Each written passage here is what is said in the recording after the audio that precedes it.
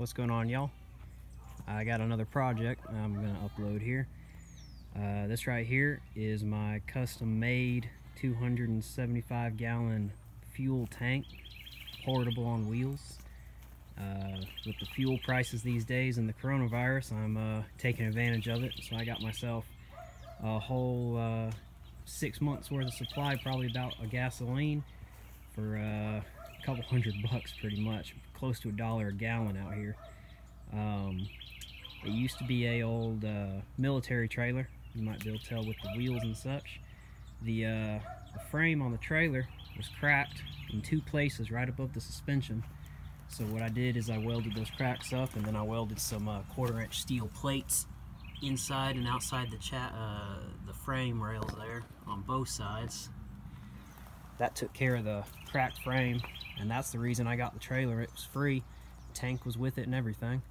I took the old deck off, put a new deck on, put a new receiver on, well, a new used receiver.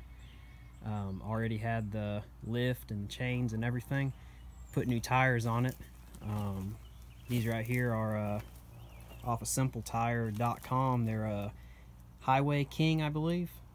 It's Super Highways. They're off-brand, but it's about the only tire I could find in the I believe it's a 7.5 by 20. Yep. So it's a old tire. They don't make them no more. The original tires I had on it were date marked as 1968, so a lot older than I am. So that was nice to get rid of those and get some new tires.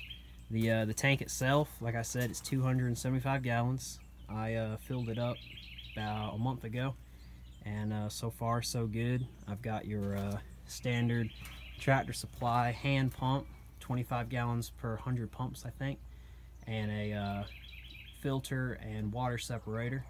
And that's all hooked up to a hose, of course, with my gas pump. You can back the truck right up here, and you got plenty of room. Back the truck up, fill her up. Going on to the back, you got a toolbox mounted. You know, safety first, you gotta have fire extinguishers. Plenty of fire extinguishers. Everything's locked up, so you can't steal the fuel unless you get real creative. Cheater bar to get the tires off if you ever had to. Some more welding stuff. You know, a lot of this stuff has been welded and re-welded so many times that I just had to cut a lot of it out and start from scratch. But I went ahead and fully painted everything. Hopefully it'll keep the rust down. I'll include a couple pictures at the end of the before and after, so you can get an idea of what it used to look like. But that's the tank, and of course, you know, I couldn't go without a simple little shed I built up.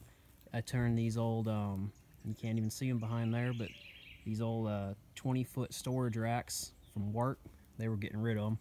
So I cut those in half and cut them in half again, and ended up with a, I think it's a 9 by 12 by 9 feet tall at the front here, with a 5-degree slope down towards the back.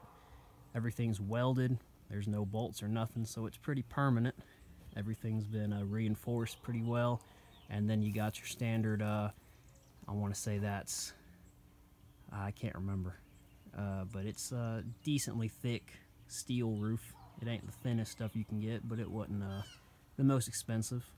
But the whole project in total, it only cost me about, once you buy the components, the paint, the roof, probably $800 for everything you see here.